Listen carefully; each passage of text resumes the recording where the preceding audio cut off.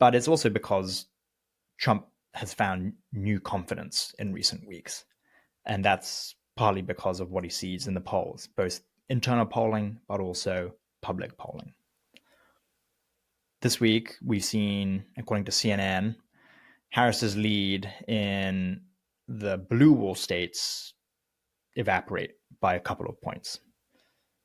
CNN's Harry Enton had a segment this morning when we're taping, which is Friday, about Harris going from +3 in Wisconsin, Pennsylvania, Michigan, 3 real kind of must-win states for Harris, down to +1 or +2 in all of them.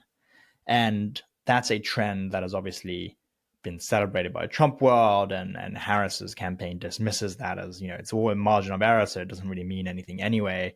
But for Trump, who has weathered a number of weeks of criticism and bad headlines and bad polling, that is a reversal, and the first reversal he's seen. And so when the going is good, which is it is right now, he's happy to let Susie and Chris have the longer leash to do what they want to do. The other metric that Trump World is looking at, which is giving them a lot of confidence, is the overall numbers. They have always thought in battleground states, if Trump maintains a level of 46, 47%, then he's probably going to be okay, or at least it's going to be sufficiently close that they have a chance at winning those battleground states. They see that as a flaw. If they think if Trump dips below 46, then he's going to have a problem, and that would be a major red flag, a major warning sign for the campaign. But so far, that has not taken place. Not during the Arlington Cemetery week, not during the debate week, not during Haitian immigrants eating pets week. Trump has never dipped below 46. And when the Trump campaign looks at the historical data, they look at 2016 and they see Hillary Clinton being double-digit points up. They see in 2020 Biden being about 8 to 10 points up in all of these battleground states. And they look at it now and they go, well, Trump's within 2, 3, 4, 5%, then, or even now, 1, 2 percentage points, that's beneficial. That's a good trend. And even if Harris wins the popular vote nationwide, they see Trump as having more paths to an electoral college victory than Harris. Which gets us onto what Trump world thinks of Harris's week. And then this next part is probably some spin, sure, but I think I'm pretty good at this point of cutting through the BS about what it is that they seem to genuinely be thinking and what they talk about behind the scenes. And the reaction has been that Harris doing these interviews have not been particularly beneficial for her. Number one was The View on ABC when Harris said, not a thing that comes to mind, and I've been part of the decisions that have had impact, when she was asked if she would change anything from the Biden administration's kind of tenure. They thought that was a gold mine in terms of political advertising and also messaging. And you've seen the Trump campaign now cut these ads where they just play that clip, and then at the end it's the title card and says, this ad is endorsed by Donald J. Trump for president. And I think that was a sentiment that was also reflected in the 60 Minutes interview when Harris was asked the same thing about what she would change, especially when it came to immigration, and whether she would change anything from President Biden's handling of immigration for 4 years. And she, again, demurred and basically suggested she would not change anything, or at least did not answer the question directly. And the Trump campaign sees that and they think, okay, so she doesn't have a clear answer on immigration. They think they finally found Harris's weak spot, which is she is the same as Biden on immigration, and they will conflate that and tie that to the position that, and which is in many ways untrue, but in some ways accurate, that there has been an influx of illegal immigrants across the southern border. And they finally think they've found something that they can get to Harris with. And this is the first time this cycle. They've really struggled for a long time. And so the Trump campaign sees this as a breakthrough.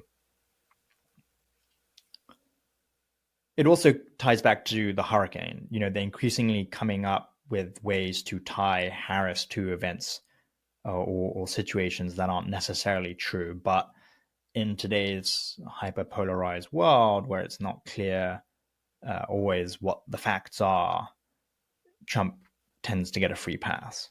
And he has been saying recently that the two storms that have hit the US, including Hurricane Milton most recently, that number one, Harris hasn't been doing anything for these states that have been hit, which is not true. She's part of the administration. The administration has been mounting a federal response, but also that FEMA, the agency, has not been helping people affected by the hurricane.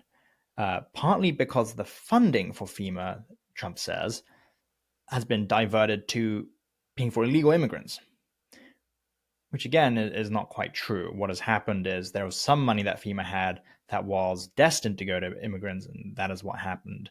But he is conflating two things. He is conflating the response here with a separate pool of money that is aimed at helping immigrants, and tying those two things together, which is disingenuous and false, but the nuance gets lost in the discourse.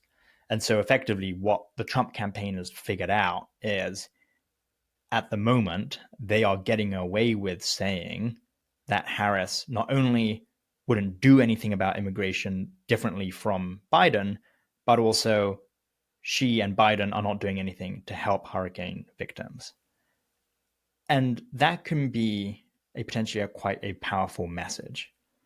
It requires reporters and the media to debunk the conflations and the misrepresentations.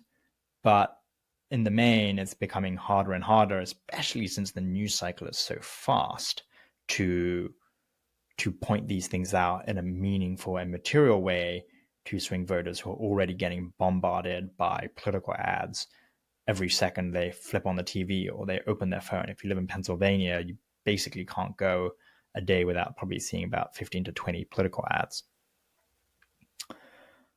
But the Trump campaign knows it's also had a rocky week with respect to Putin, and there has been a very notable effort to distance the candidate and the campaign from the claims made by and the reporting by Bob Woodward in his new book, War, where Trump effectively is facing accusations of cozying up to Putin, that during the COVID pandemic, he was sending COVID testing machines to Putin, which the Kremlin has since confirmed, which I thought was really notable in the discourse of all of this, which was the Kremlin didn't confirm the fact that Trump and Putin were having calls after Trump was out of office, which was another claim in the book, another part of the reporting in the book.